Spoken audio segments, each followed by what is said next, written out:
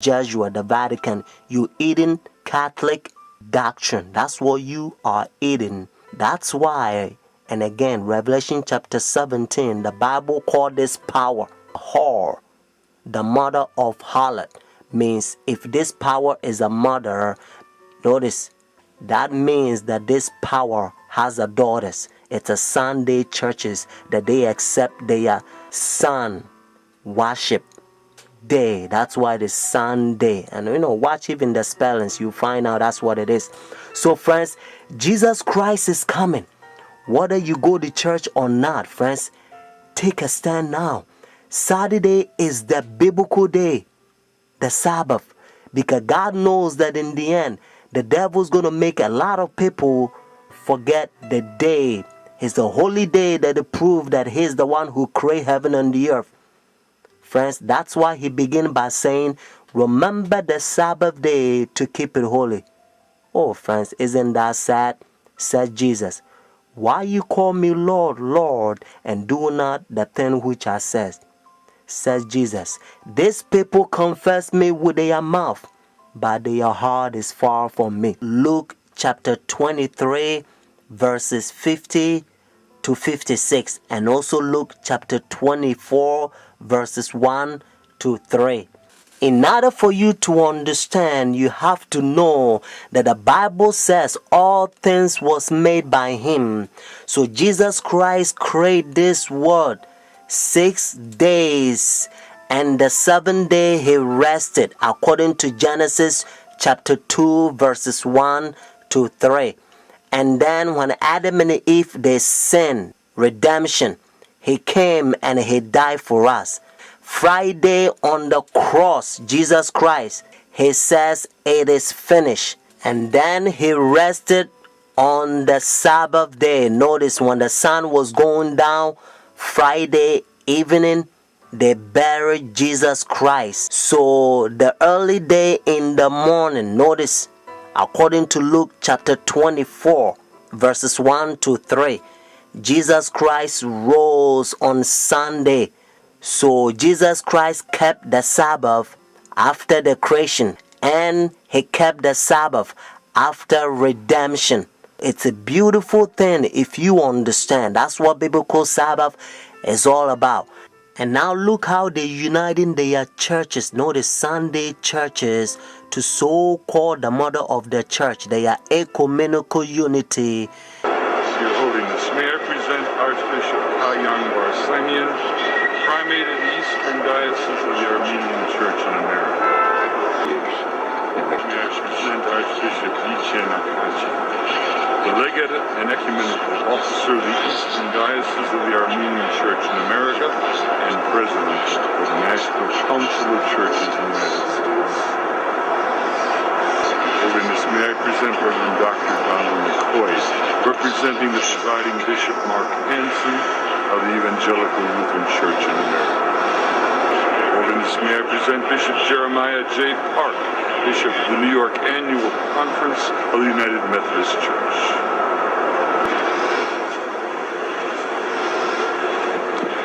Your Holiness, may I present Reverend Wesley Granberg Michelson, the General Secretary of the Reformed Church in America. Your Holiness, may I present Reverend Dr. Clifton Kirkpatrick, the stated clerk of the General Assembly of the Presbyterian Church in the United States. Your Holiness, may I present Reverend Dr. William J. Shaw, President of the National Baptist Convention, United States. Your Holiness, may I present Bishop James Leggett, General Superintendent of the International Pentecost Holiness Church.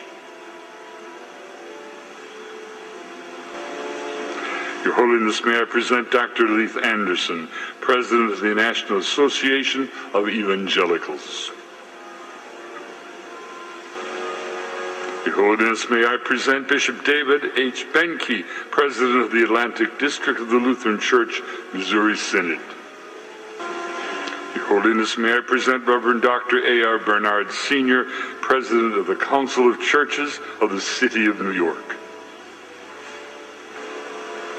Your Holiness, may I present Elder Bernice King, daughter of the civil rights leaders Martin Luther King Jr. and Coretta Scott King. Your Holiness, may I present Reverend Jimmy Song Jilim, Executive Director of the Council of Churches of the City of New York. Your Holiness, may I present the Right Reverend Mark Sisk, Bishop of the Episcopal Diocese of New York. Do you understand the language? Your Holiness, and this is how they call this power. He think he is God. That's what their teachings is all about, friends. And you also know that when the religious leaders, when they come to meet this power, they wearing black. Notice, dark color. They represent the sinners, and he represent God. And now listen to what Bible says.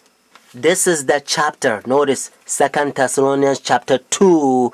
This is the chapter the Protestant Sunday churches, their forefathers, they used to protest against this power during dark ages, and they call them Antichrist. Notice Antichrist. But now you don't hear from Sunday churches anymore, because they betray their forefathers. Let's start from verse 3. Notice 2 Thessalonians chapter 2.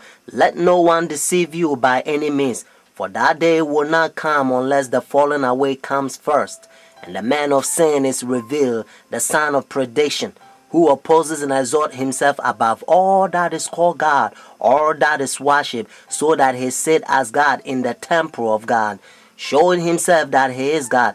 Do you not remember that when I was still with you, I told you these things? And now you know what is restraining, that he may be revealed in his own time. Notice what it says in verse 7. For the mystery of lawlessness is already at work. Only he who now restraining will do so until he is taken out of the way. And then the lawless one will be revealed, whom the Lord will consume with the breath of his mouth and destroy with the brightness of his coming.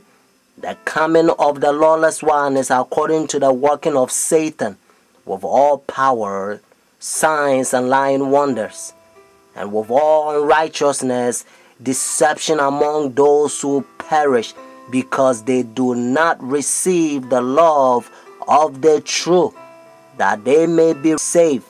Friends, I urge you to call this number and order your own book. And the name of the book is The Great Controversy. Notice, The Great Controversy. And by the grace of God, you're going to become a better Christian.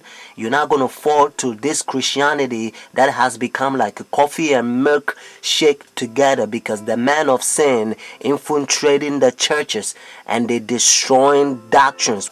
The phone number here is 856-503-5893. One more time, 856-503-5893. Friends, also, if God is touching your heart to support God's faithful ministry, so that we can speed up this gospel to a lot of people, so that they can hear what you are hearing, because heaven is ceaseless ages. Benedict XVI heads to the U.S. this coming week for his first visit here since being elected Pope 3 years ago, where the war in Iraq is expected to be high on the agenda.